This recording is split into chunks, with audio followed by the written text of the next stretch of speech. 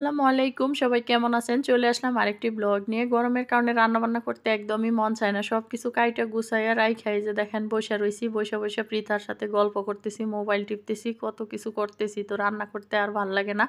মন চায় শুধু ফ্যানের নিচে আর এসির নিচে বইসা থাকি। তার উপায় কই, রান্নাবান্না তো করতে হবে। বাচ্চাদেরও খাওয়াইতে হবে, আমারও খাইতে হবে।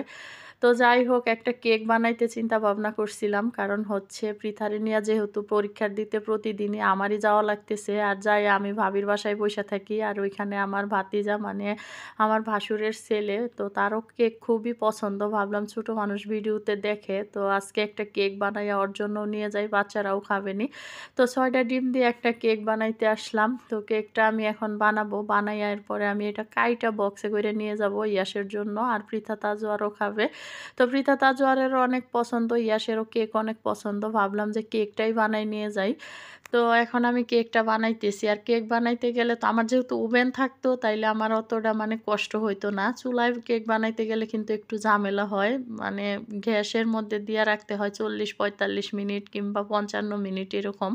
বড় কেক হইলে তো ১ ঘন্টা লাগেই সময়। তো যাই হোক, কেকটা আমি ডেকোরেশন করে নিলাম। এটা এখন কাটবো। কাইটা পরে বক্সে করে নিয়ে যাব। কারণ এটা নেওয়ার মতো ব্যবস্থা আমার কাছে নাই। কারণ আমার কাছে ওইভাবে বক্স মানে এইগুলা যে কেক যে নেয় কার্টুন বক্স এগুলা নাই। তো ময়লার মধ্যে তো আর এইভাবে শুধু ওপেন নেওয়া যাবে না। তো ভাবলাম যে এটা কাইটা বক্স কইরা পরে নিয়ে যাই।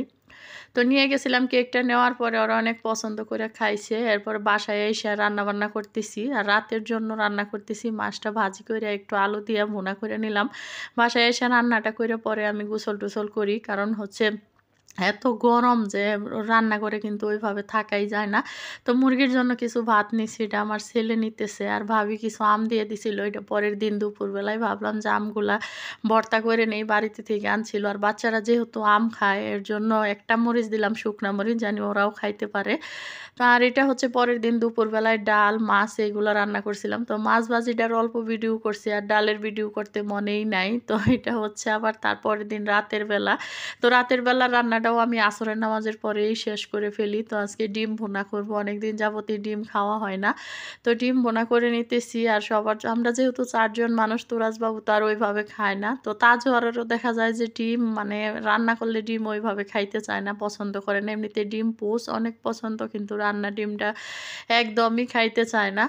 তো মাছটা ভাজি করছিলাম দুপুরবেলায় খাওয়ার জন্য, কেউ খাইলো না। এটা আবার বেগুন দিয়ে রান্না করে নিতেছি। কারণ ভাজি মাছ এরা কেন একটু কাটা দেইখা মনে হয় মাছটা একটু ছোট সাইজ ছিল, তো কেউ খায় নাই। এটা হচ্ছে একটু জর্দা রান্না করতেছি, সেমাইয়ের জর্দা। সেমাইয়ের জর্দাটা কিন্তু অনেক মজার হয়। আর এই তো মুরগি, তো তোরাজবাবুর খেলার সাথে এগুলার সাথে সারাদিন খেলে।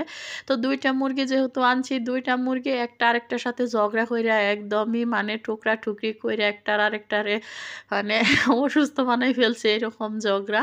তো এদিক দিয়ে তুরাজবাবু তো সারাদিন এইগুলার সাথেই খেলাধুলা চলতেছে। আর আমি দেখেন কত সময় যে মোবাইলের মধ্যে খাটাই, এটা বলার মতো না। পেজেই থাকি বেশিরভাগ সময়। সবাই ভালো থাকবেন।